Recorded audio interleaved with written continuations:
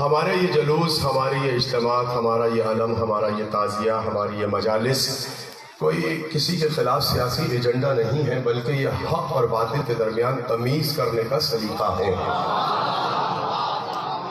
ہم ان مجالس عزا کے ذریعے سے دنیا کو یہ پیغام دینا چاہتے ہیں اور یہ بتانا چاہتے ہیں کہ دیکھو یہ جو مجالس ہے، یہ جو عزاداری سید الشہداء ہے، یہ صرف اور صرف اس کی بنیاد جو ہے وہ محبت ہے، نفرت نہیں ہے۔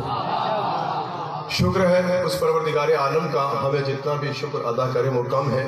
یہ احسان ہے اس پروردگار کا کہ اس نے ساری کائنات میں آپ کے دل کو، قبلہ علامہ اعجاز حضرت نبی صاحب یہاں تشریف فرما ہے اور سارے بزرگ، جہاں تک آواز جا رہی ہے یہ ایک پیغام ہے۔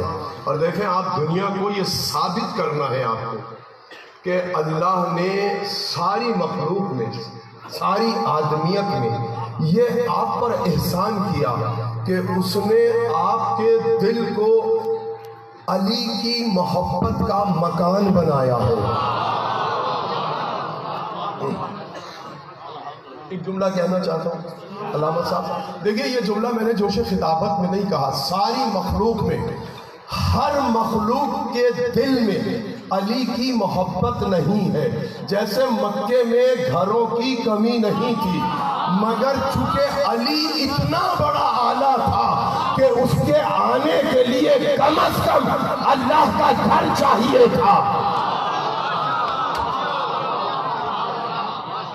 یعنی اس نے مکے کے گھروں میں علی کو نہیں اتارا، چونکہ علی اتنا طاہر تھا، علی اتنا اعلیٰ تھا کہ علی کو اتارنے کے لیے اس نے مکے کے سب سے بڑے گھر کا انتخاب کیا جو طاہر بھی ہے، طیب بھی ہے۔ تو جب علی کے آنے کے لیے طاہر مکان کی ضرورت تھی تو علی کی محبت کے لیے بھی کسی نجیس دل کی ضرورت نہیں، پاک دل کی ضرورت تھی۔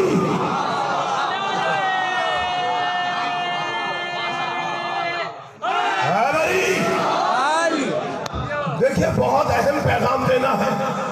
علی کی محبت کے لیے اللہ نے صرف دیکھنا تھا۔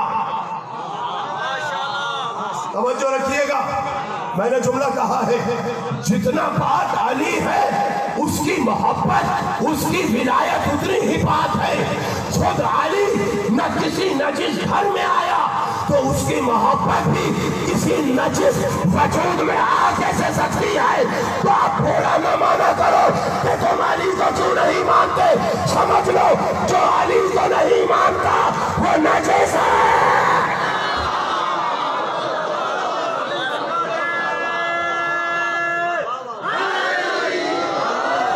اور اگر تم طہارت علی پر مجھ سے دلیل چاہو گے کہ علی کی طہارت کی دلیل کیا ہے، تو علی کی طہارت کی دلیل میں کسی جھوٹے راوی سے نہیں دوں گا، میں علی کی طہارت کی دلیل ان راویوں سے نہیں دوں گا جو جانوروں کو بھی دھوکہ دیتے ہو۔